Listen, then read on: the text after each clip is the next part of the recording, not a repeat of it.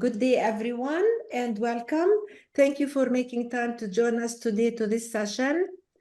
Please tell us who you are, where you are connecting from, and drop your email so we can continue the conversation. It will be great for us to continue this important dialogue.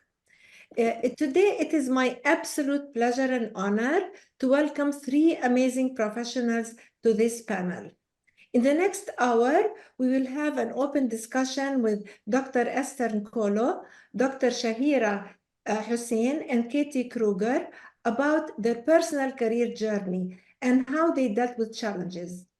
We will explore the importance of not only inspiring inclusion, which is the main theme for this year's International Women's Day, but also the importance of practicing inclusion, so inspiring and practicing inclusion in the workplace, and how being intentional about providing opportunities for growth leads to rapid career advancement and improved outcomes for all in different sectors that we work in.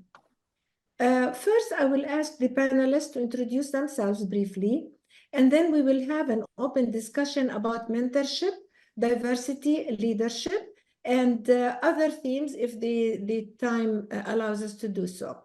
Please feel free to ask questions, drop them in the chat. We already received your questions when people registered, and we will try our best to answer all your questions today. And if we do not have enough time, we will definitely answer your questions via email.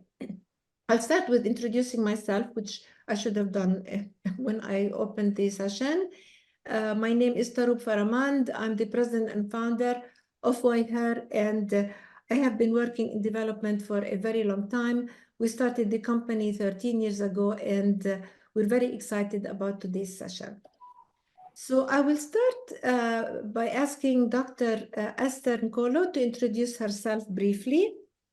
Esther? All right. Greetings to you all. I'm called Dr. Esther Karamaji Nkolo. I work with USAID Uganda as a program management specialist. My area is really in the space of public health quality improvement across multiple technical areas, and I do have a PhD related to that. Thank you, Taroub. Thank you, Esther. I just want to, I was on mute, sorry. Thank you, Esther, so much for introducing yourself. I want to say a few words about Esther. I met Esther in 2011, 13 years ago, when during a visit to Uganda, my goal was to start integrating gender in a quality improvement project. And Esther was one of the first people who welcomed the idea of integrating gender and address social issues to improve health outcomes in Uganda. The first time I met Esther, she struck me as being so calm, but also so strong, such a strong personality, confident, knows her stuff really well. And since then, Esther and I have been working together in different capacities. So we welcome you, Esther. Thank you. Okay, so we're going to move to Dr. Shahira Hussein. Go ahead, Shahira. Hello, everyone. So my name is Shahira Hussein, and I am a medical doctor by training and a public health expert by practice. I have been working with USAID mission in Cairo, Egypt for the last 13 years. And prior to this, I was working for USAID funded projects for another 13 years. Wonderful, Shahira. Thank you. So I met Shahira in 2002, 22 years ago, a very long time. I was at the time working for USAID mission in the West Bank and Gaza, and I was on a TDY in Egypt. And Shahira impressed me with her positive attitude and cheerfulness, no matter what the challenge she faces. So one story, the first day I met Shahira, I remember the air conditioning unit, the window unit, fell on your red car, your new car, right? And you dealt with this challenge so well. I mean, of course, it's very disturbing, but yet It talks about your incredible personality and your confidence and how you deal with different challenges. Like you're a person who would say, let the challenges come to me, I will deal with them. Yes. It's my pleasure to have you with us today here. Katie, go ahead. Hi, everyone. Happy International Women's Day. It's so nice to meet everyone and talk together. My name is Katie Krueger, and I'm the Director of Programs and the Gender Focal Point for Atlas Relief and Development International, or ARDI. It's nice to connect. Welcome, Katie. I met Katie 10 years ago. Katie started working with us at YHER as an intern. And Katie, you have done such an incredible job as an intern, and then you as a consultant, and then as a former staff of YHER. You struck me as inquisitive, willing to do anything that you are asked to do. You're always eager to learn and to do much more than you are supposed to do. So you're always also doing incredible work, and it's a pleasure to be with you here today. I have to say this session is really heartwarming to me because I am meeting with with incredible professionals, incredible leaders who I have had the pleasure to work with for a long time, and I wanted to share their stories with you.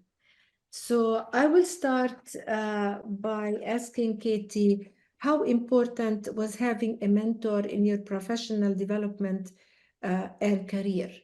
And how did the mentorship shape you and shape where you are today? Thank you so much. Great question.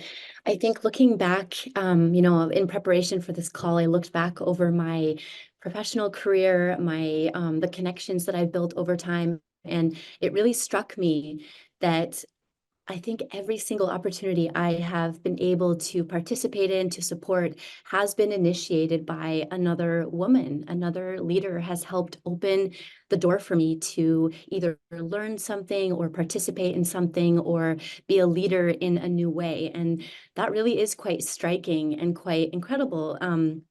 That there's so many women in this world who are willing to open doors for other women and create space for them where maybe there wasn't space for them in the past. So looking back, as Taroub said, I began much of my professional career in a more formal way, was working with YHER, and I had a chance to be able to start really at the bottom level, at the very entry level opportunity to share my skills as an intern, to learn a huge amount and really grow professionally. And I don't think that would have been possible without mentors giving me a chance and seeing my potential, even though I didn't have a substantial amount of experience at that point. But because I was able to have other women see my potential and recognize that I was ambitious and that I just needed a chance, it really made a lot happen for me. And of course, hard work goes into that, but really sometimes it comes down to having people allow you to step up. And of course, along with that comes a complexity of different levels of privileges and experiences as well. But I think having mentors help guide the way is an essential component of growth that not everyone, unfortunately, has the opportunity to have. And I hope that changes over time. Thank you, Katie, so much. I'd like to ask Shahira to comment and add and talk about her journey as well and how mentorship affected you, Shahira. Of course. So, I mean, throughout my career, I always had like a number of mentors who have helped me grow my career and advance the path of my career. And I want to say that this started by our very facilitator of this session, Dr. Taroub Faramand, and also it had continued over the years. Typically, I learn through two different ways, either by observation.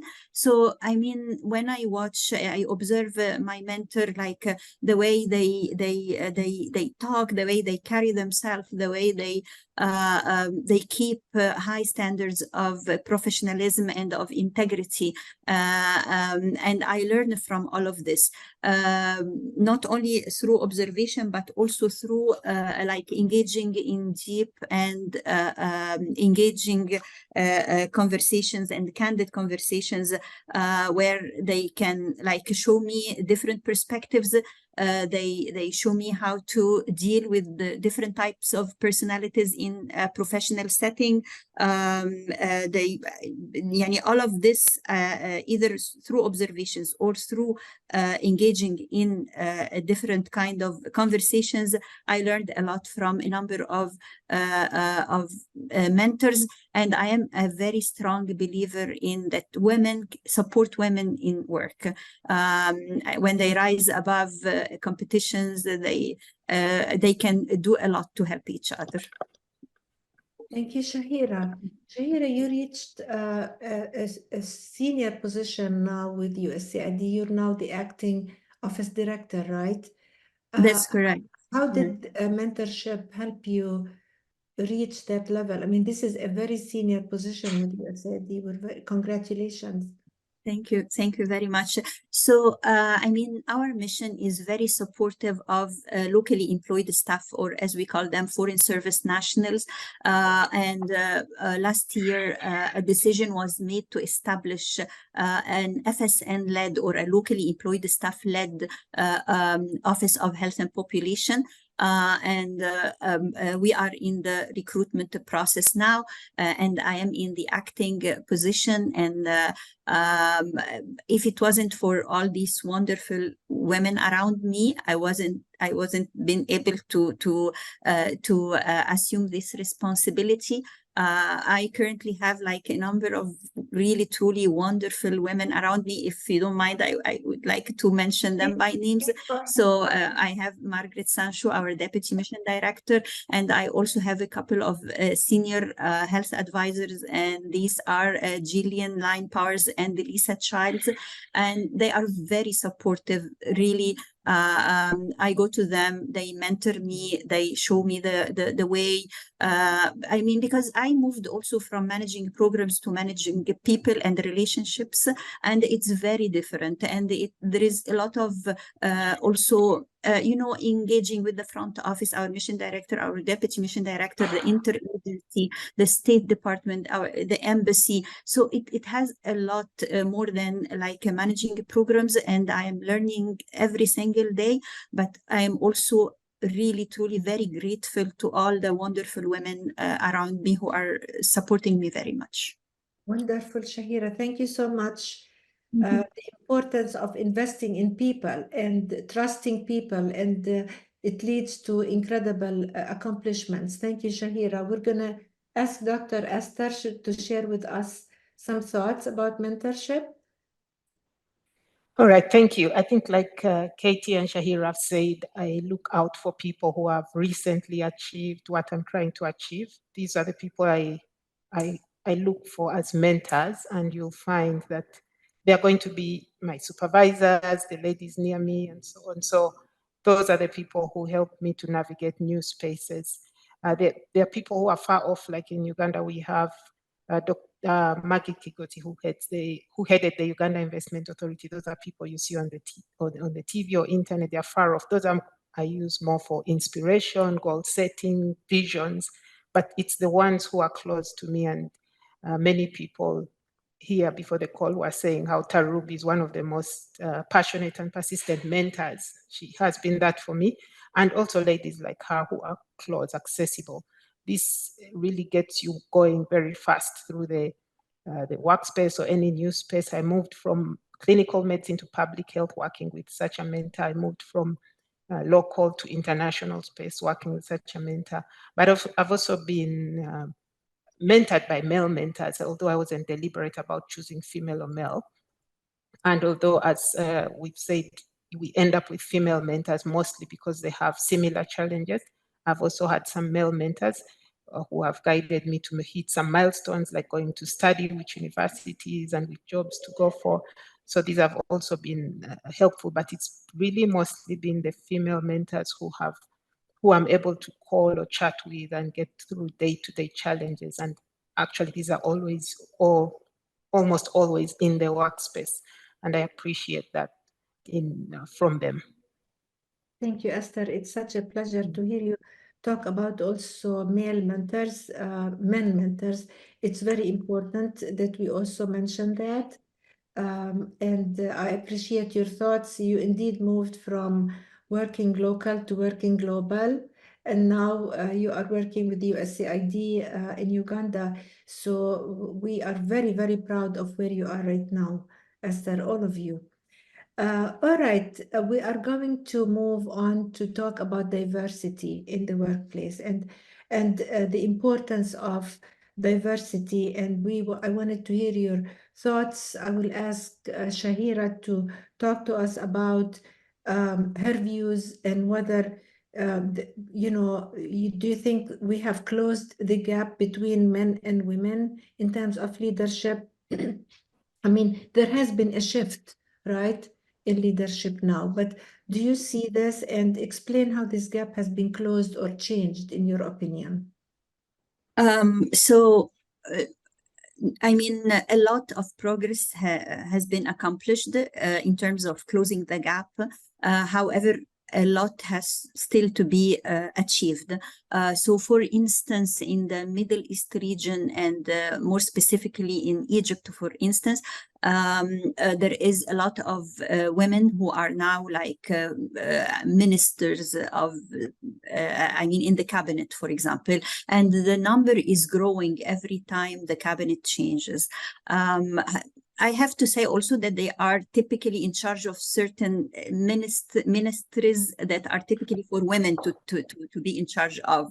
So this is like, for example, a difference in assuming leadership roles, but that is only confined to certain ministries. So this is at the national level. At a more like a local level, I mean, USAID has been very supportive to providing access for girls and young women to before career, even education opportunities such as scholarships or such as vocational training, and also improving access to job opportunities, especially in science and technology. So these are all very good steps. However, a lot hasn't been yet done in terms of closing the pay gap, in terms of even the perceptions of women in leadership, the judgment, the treatment, the unconscious bias. All these are things that I am personally subject to. I feel it all the time.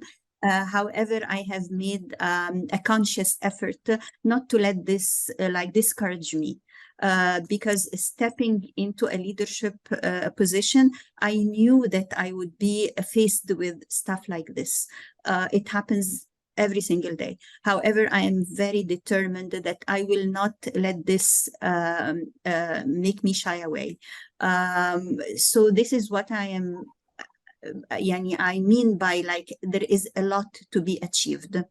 One more thing, in general, sometimes organizations, I'm not talking about any particular organization now, I am talking in general, sometimes organizations, they have the best intentions and the will to diversify their workforce and to be more inclusive. However, if the systems and the mechanics are not ready to do this and to support these decisions, things can be challenging. So in order for leadership to be inclusive, it takes all levels of the organization, from the highest to the lowest. Very important to support those who are in leadership positions. Thank you, Shahira. Thank you, Shahira, so much. We have a question about personal challenges and how one would deal with the role as a woman, as a wife, as a mother, or as just a professional, and how can you balance your role as a leader and your role as a person in the society. So even though I wanted to ask the question later, but it comes so natural to ask it right now, Shahira, if you can talk about this a little bit, and then we move on to Katie and Of course. Esther. Yes, I'm happy. So basically, it's all about prioritizing. I cannot, I cannot like focus on my family only or on my career only. It's a matter of what is important now at this point in time. It's for me to prioritize and to decide which aspect of my life I am going to focus on. I continuously, and with my colleagues and other women in leadership positions, we continue to advocate for policies that support work-life balance. I mean, we have a lot of policies such as a situation working. And to be honest, I want also to say that when I feel overwhelmed, I ask for help. I have people within my family or even colleagues at work. I am not shy to ask for help because it's natural. We all do, and we shouldn't be shy of doing this. And also, I try as much as I can to advance my career while not this shouldn't come at the expense of my family and vice versa. So as much as I can, I do.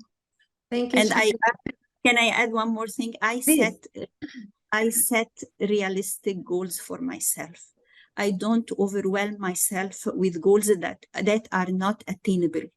I have my capabilities. I know that I have a limited amount of energy, physically and mentally. So I don't overwhelm myself with setting up goals that are not realistic. Thank you, Shahira. This is a very good point, because usually women work 2-3 times more because we wanna improve ourselves, not only improve, but make a point that we can do it, and we want to be the super women, basically trying to do everything. But we all know that women work harder because we want to prove that we can do it, that we can still play our roles that the society imposes on us, right, in different cultures, and also be career women. And it's not easy. It comes at a very high price, I would say. So thank you so much for sharing your thoughts. I want to go back. I want to go to Esther and ask her if you can add to what Shahira mentioned about diversity, and add a point. Are you seeing growth in other aspects of diversity in leadership? And what else can we do to continue to grow a more diverse leadership? Okay, so I think I'll start by saying that I really studied in good all-girls school in the country, and therefore I'm surrounded by people from those schools that are now female leaders in all sectors, engineering, medical, everywhere, international and local.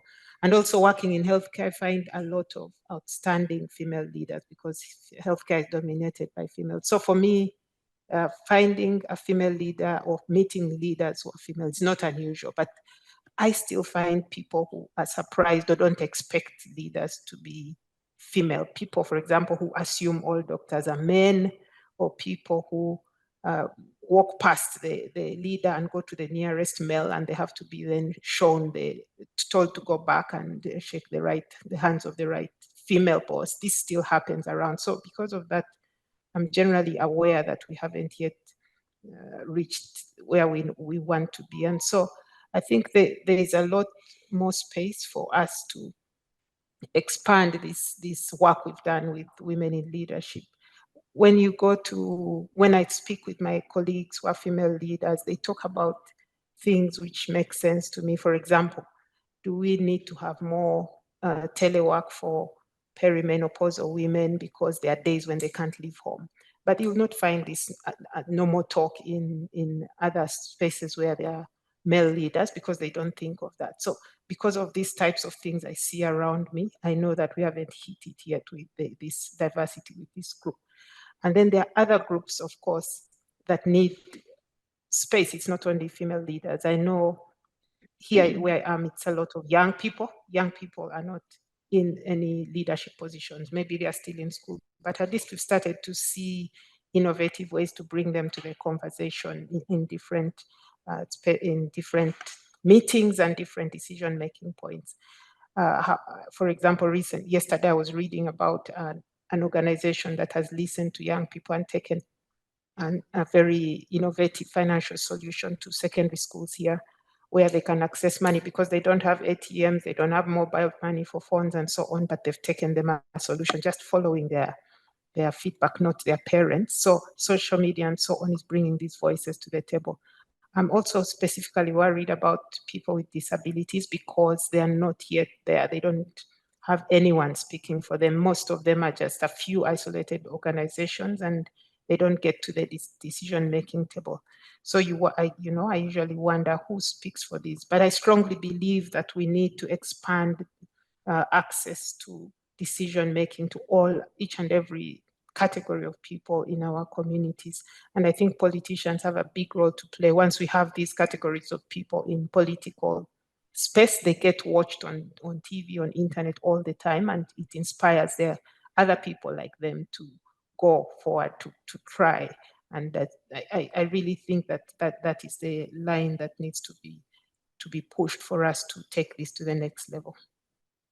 Thank you so much, Esther. Very important points.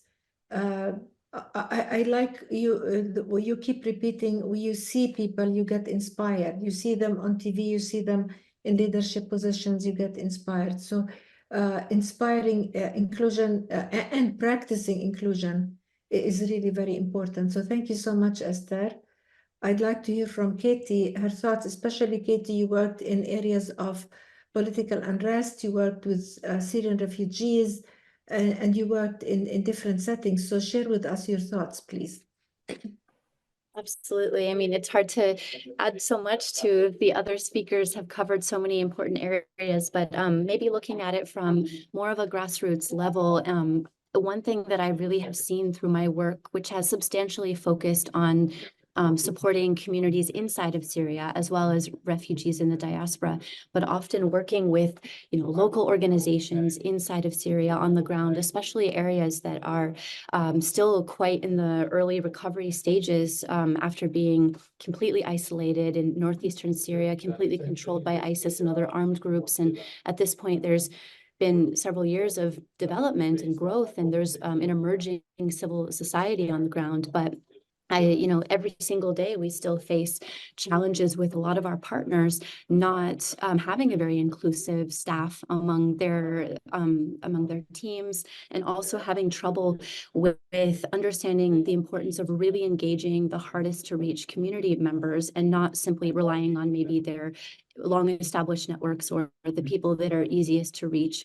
And I think that that's part of the capacity building support that we've really tried to emphasize a lot is initially starting out with having requirements on making sure that women are funded through our projects, having gender sensitive budgeting and making sure that funding is directed to ensure that women are involved and they have meaningful roles. They're not just involved to, provide supporting efforts, but they're really in key positions, and making sure that that's kind of a requirement of the project has been an initial successful approach, but it can't stop there. It needs to also grow and trickle out into the communities that we work in.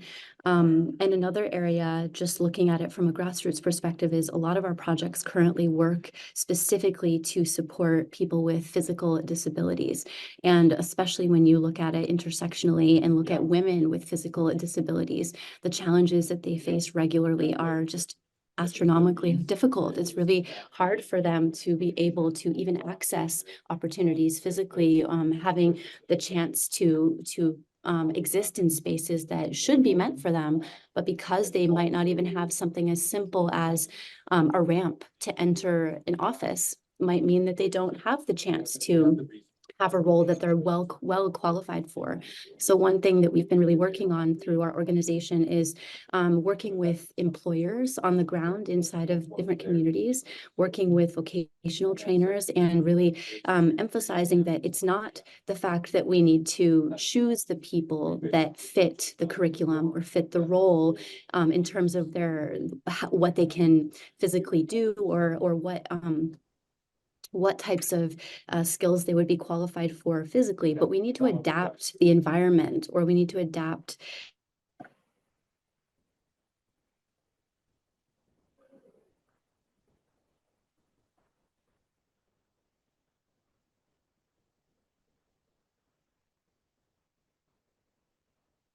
but look at the environment in which they're operating.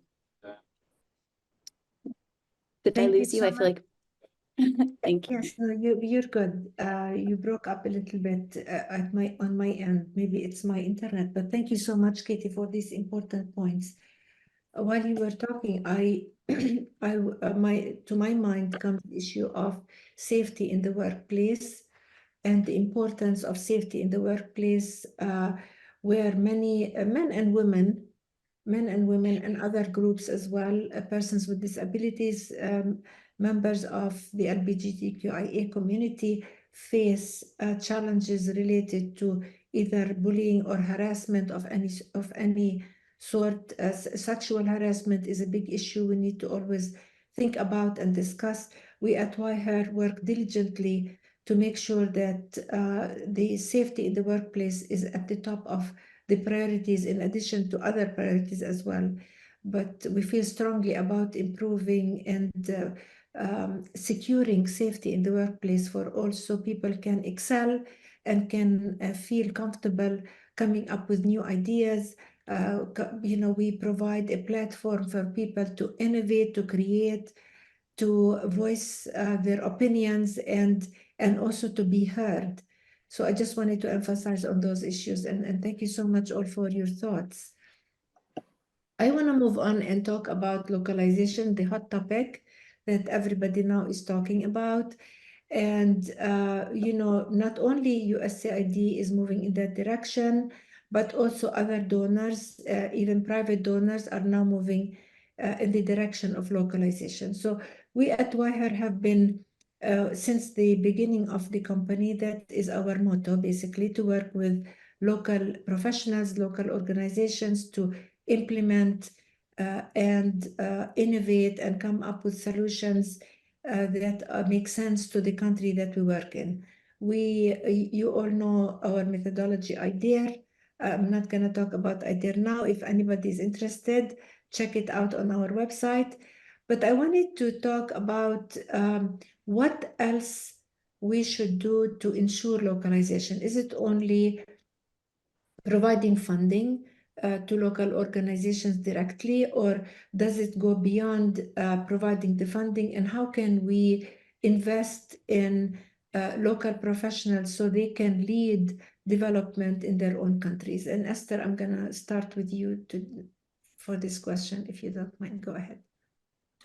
Okay, thank you. I'll start from where you've ended, really the need to build a pool of local experts.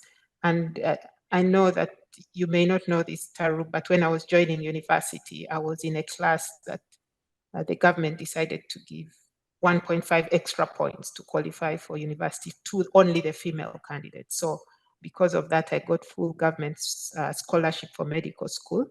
And I think these are some of the things that can be done in this locally where we are. We still need girls. I mean, that was over 20 years ago. We still need girls to get a helping hand today so that they qualify for these positions and to contribute to localization. For example, because what I see is that when there's a shake, many things are affected, but women are affected a lot. When I looked at the university admissions just after COVID, it was obvious that the professional courses had zero or very few female admissions. They were almost all men, being male candidates that got in because the girls could not sit the exams in those circumstances. They had babies, they were responsible. The society is still giving the girls their responsibilities that affect their progress. And so because of that, even the things we do, any little instability shakes them. So we need to still continue to do such things, put women in these positions so that they can make decisions that help, that continue to build the pool. So I've been a female leader for several years now. And as localization takes root, opportunities for local leaders and therefore female local leaders increase. And I've seen a lot of people I've worked with or I've supported directly take on jobs, chief of party or like jobs or executive director like jobs. And from where I sit, I try to make sure that the female local leaders that I meet as their organizations, because you'll find for example, in the civil society or in the small community-based organization, there are a lot of female leaders, but they've not been in these bigger organizations. But now with localization, these organizations are growing, they're being supported to take on more and more. And so the female leaders are starting to appear. And so you find that you need to understand what they're going through, understand how they are managing their perspectives so that we modify the support we provide so that they succeed. And this obviously is a product of several years of investment in the girl child that now has led to these females being able to compete. Even now, without any special consideration, they can compete favorably with male counterparts and take on these positions, or they can get an organization and register it and grow it from zero to a huge local organization, just as you did with Taroub. So these are becoming more and more with localization. We see this happening a lot more, and we are really proud of that and happy to support it. Thank you so much, Esther. Very important point that investing in people is as important as providing funding for organizations. I'm really delighted to hear you talk about small civil society organizations rising. We still need to do much more to build the capacity of those small organizations led by women especially, to be able to really implement effective development solutions. So thank you so much for your thoughts. I'm going to move on to Katie, and then I will ask you, Shahira, to express your thoughts. Thank you. Yeah, I think that localization has really become, I'm so happy to see how at the forefront of many different donors, larger INGOs and also local NGOs, it's really at the forefront of conversations that I'm seeing in the development space in the areas that I work in. And I think one thing that's changed a lot over the years, and I think it's something that still needs to develop, but I really have seen a shift in terms of really valuing the experiences, the areas of expertise, the lived realities that local communities are facing, and that they know their context best, obviously. But so many times donors will come in and propose projects that may work in theory, but do they work in reality? And oftentimes they might not be contextualized enough, and they may not have had enough of the local leaders from a wide variety of different sectors, their feedback when it comes to designing that project. And so oftentimes the intentions are fantastic, but the implementation just doesn't function the way it should, or it causes unintentional harm. So one thing that we've really pushed to incorporate into all of the programming that I lead through ARDI is to make sure that all of our local CSO partners on the ground are directly engaged in designing their own projects. So yes, there's funding, but it's never given to them with the expectation that it's a project we hand to them, that this international organization is giving them requirements to a very localized level. It's very much a flexible, grassroots-led approach where funding is available, capacity building is available, but they're really given the chance to design what works in their community communities, and oftentimes you see that the outcome is a lot different than you would have expected, or maybe the approaches they use might not have come out during the initial conceptualization of the project, but it really works to achieve the aim. But without being able to work side by side in partnership and build that connection between the local community and maybe the international donors or decision makers, without having those platforms for communication and learning from each other, those kinds of changes may not come out until it's too late. So I think that that approach has really increased over the years that I've seen, and I hope it continues because it's making a big impact. Yes, thank you, Katie, so much. Very important points.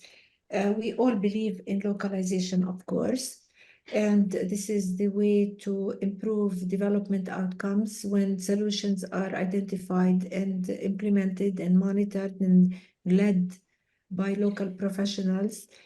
How do you see, Shahira, the opportunity to collaborate between internationals, for example, small companies like YHER, and who bring innovation, right? And who have been doing a lot of work internationally, and other small companies, small organizations that have the technical expertise to build and maybe bring this innovation to local organizations so they can grow faster and provide the support that the country needs. Shahira, how do you see this collaboration? So I believe we need to be intentional in terms of, like, we need to be looking at the strengths of local organizations and to be ready to build capacity, to coach and to work hand in hand to transfer the needed set of skills that is, I mean, to create a full-fledged partner. So, I mean, we need to make a conscious effort to build the capacity of local organization and to transfer to them the know-how of international organizations. And I would like also to add that it's not only local NGOs, but also, I mean, small businesses owned by women. It's very important. It's part of the development, because once they are financially independent and they are empowered, they have their own small businesses. It's very important to also support these businesses and provide everything that we can in our management interest, of course, to support them. Thank you, Shahira. The challenge here, if I may voice my thoughts, yes, I mean, that will be great if we have enough people that can, from the donor side, to manage a large number of even small grants or small funding opportunities for women-led businesses.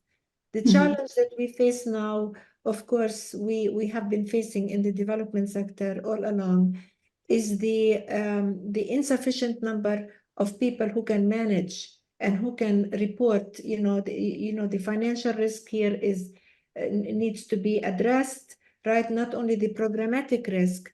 And we are seeing that we have the pool of funding, the funding is pooled, and then the amount of funding is large, right?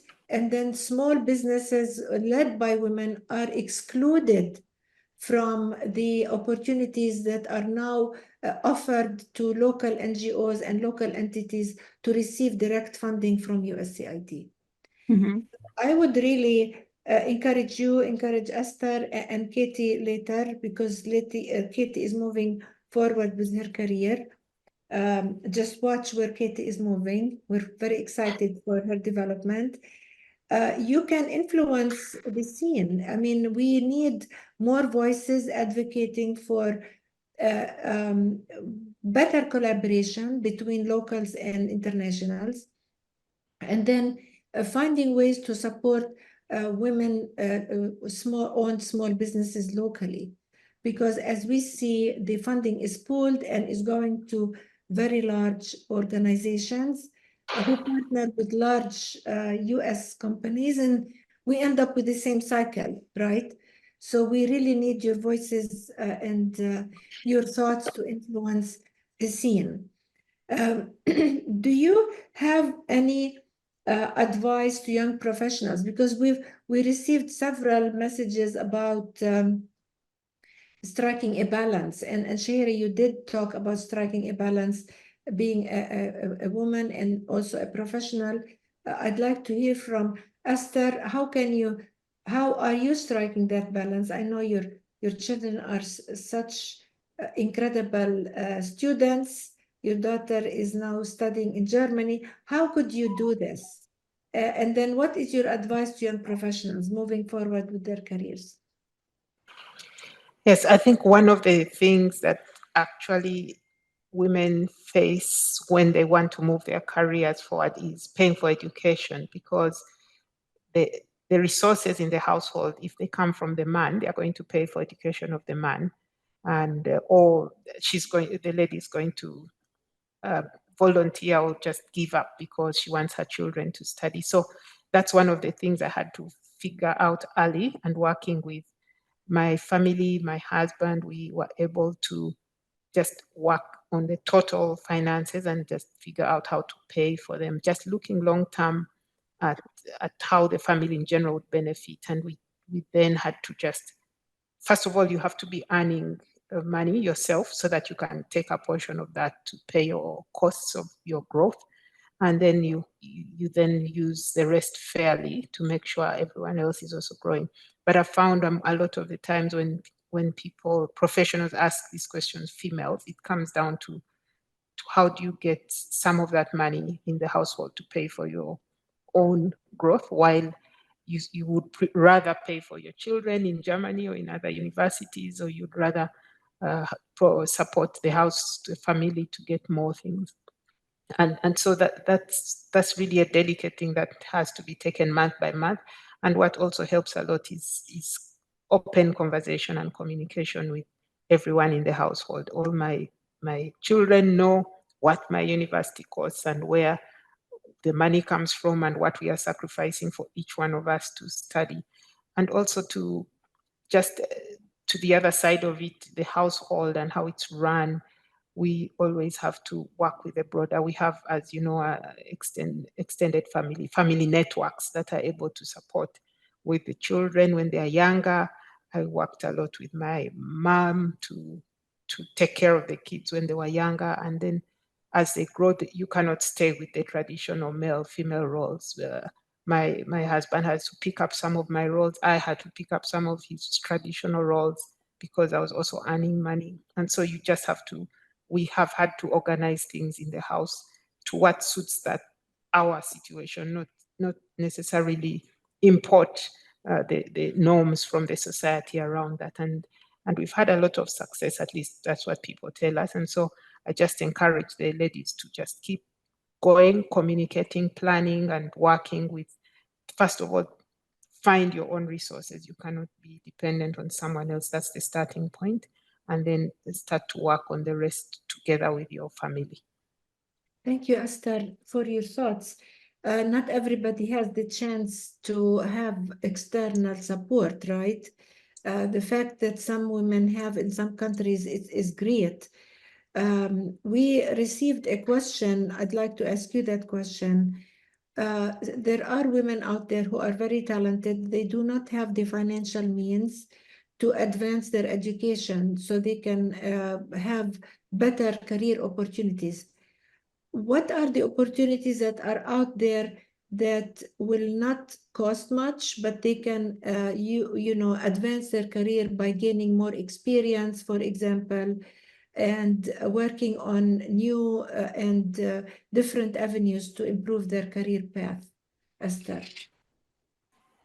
Okay, so these days there is a new wave of adult education, which is very helpful because you're in the workspace, but you may not have resources, but you can access a lot of material online that helps you be more skilled. For example, if the world is going digital and you need some analytics to take the next job, you can pick that up. And so I found these days that a lot of people are doing that so that they can have additional skills that help them to get a promotion, really.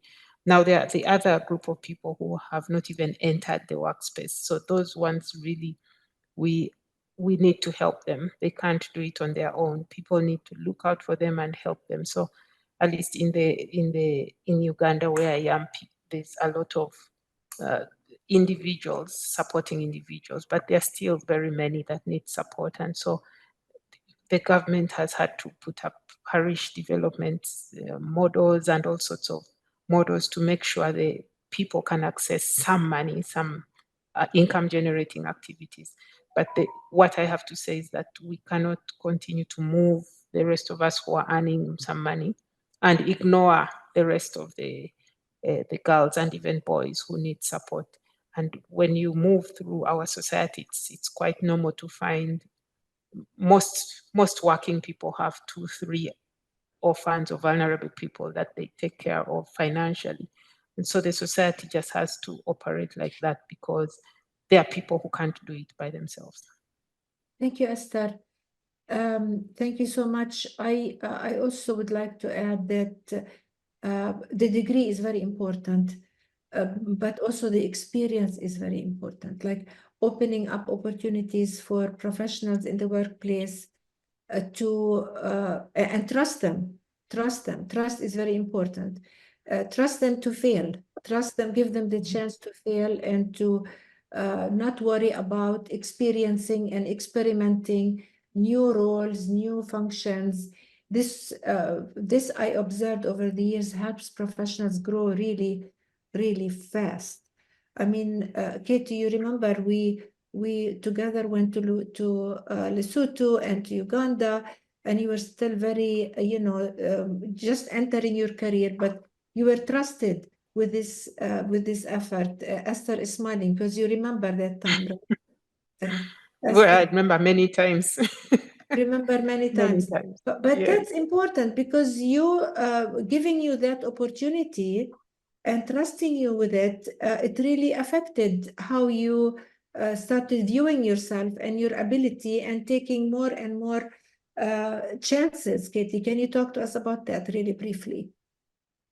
Yes, definitely. I think just the chance to try something new and to know that no matter whether it's super successful or whether there's a lessons learned in the experience, it really does build confidence. I've definitely drawn from the experience and the trust I was given, and kind of it creates a foundation in your soul almost that you can rely on in the future. And also, I think it's something that once you've had that experience, you want to do the same for others. You want to help create spaces for others to do the same. So it has this trickle down effect. Absolutely. When I was going on the trips, there was many times where it was the first time I was trying something. It was the first time I was supporting maybe a training session or a type of report that I had to write. And just the fact that I was given so much respect to try my best and to submit something and got feedback on that. And it was really a growth inspiring experience that I've taken with me and I've tried to share with others in my career.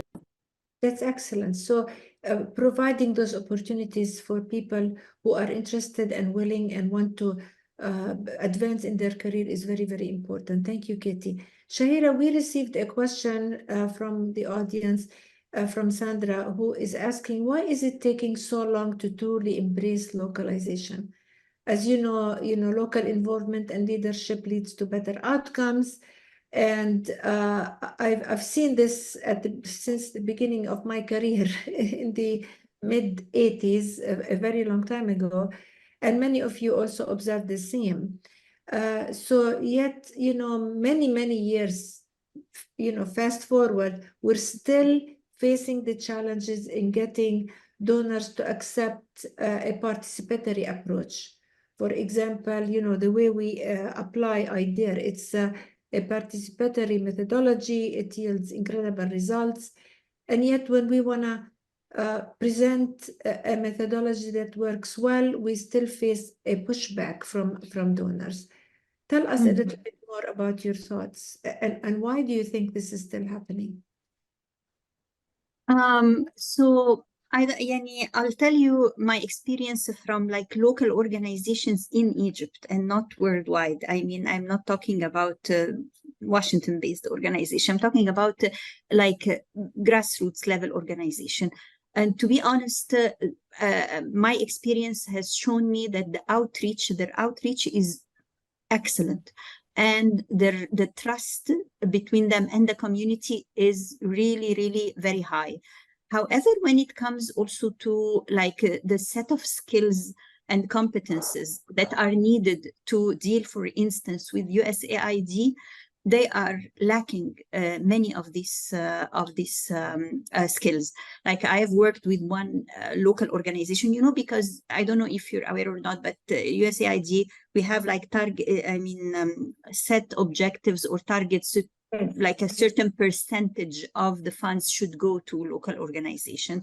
It's small, it's not that big, but it gets bigger as we go over the years. And it is, to be honest, it was very time consuming for me. And it was not easy. To get them, for example, to develop an M&E plan, or even to write a quarterly report. It was rewarding at the end because capacity was built, but this took a lot of effort and back and forth. And it was not easy.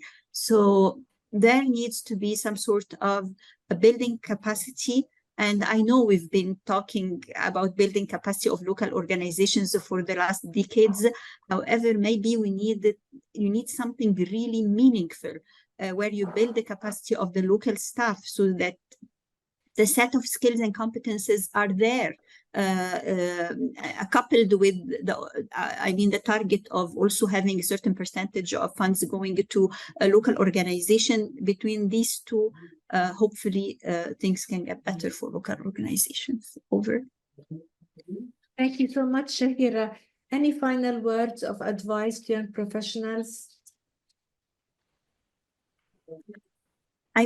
Can I say something? I would, yes. So I would advise young professionals to work very hard on creating a network of allies, on having very good relationships, because to be honest, when you have productive relationships, it helps you a lot, and you can advance your career and you can succeed. Also to try to maintain high standards of integrity, because this will create a good reputation for you, and will make you gain the trust of everyone, and this is where you can succeed. Thank you so much, Shahira. Katie, do you have a few final words or thoughts that you'd like to share? Yeah, definitely. I think that people, especially women, are often maybe a little bit nervous to ask for what they want sometimes in certain contexts. And so what I've found is that when I've been brave enough to ask for support or to position myself in a space that I know I deserve to be in, it is scary, but I think sometimes, and most of the time, when you are brave enough to try and you do that, there's many people that are willing to support you in that space or to help you reach the goal that you want to reach. So I think sometimes asking for what you want can actually lead really far. And as having a network to help you do that and give you the bravery and the skills to achieve that is really helpful. And I think when you are in a position of leadership, creating more spaces for diversity, for inclusion, for growth is really critical, especially if you can lower barriers to access, make requirements less difficult to achieve.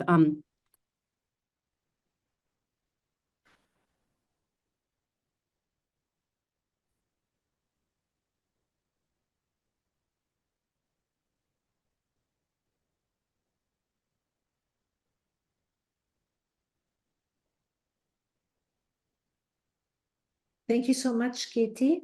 Thank you. We are at time, but just in few seconds, Esther, if you can tell us your final words. before we close? Okay, I'll just say one thing to the young girls. Your society will not give you opportunities to lead. You grow up into a full-grown adult when you've not spoken to a public audience ever. So you need to look for those opportunities, take them at school, at home, everywhere. Lead anything you can lead, practice so that you develop your style. It will help you a lot later. Thank you so much, Esther. Thank you, Katie. Thanks, Shahira. It has been such a pleasure. Inspiring and practicing inclusion is critical. Your willingness to learn, your inquisitive mind were very, very instrumental in bringing you to where you are, and we really appreciate you so much. I am extremely proud of you, and it is such a heartwarming session for me personally. So thank you so much. Thank you, everyone, for joining us. We will continue the conversation. We will answer all your questions that we couldn't answer via email. Thank you so much, and have a great rest of your day. And happy Thank you very much, Dr. Taroub. And thank you for the opportunity. Thank you. Of course. Always. Thank you so much. Thank you all so much. Lovely to connect with everyone. Thanks. Thank you, speakers.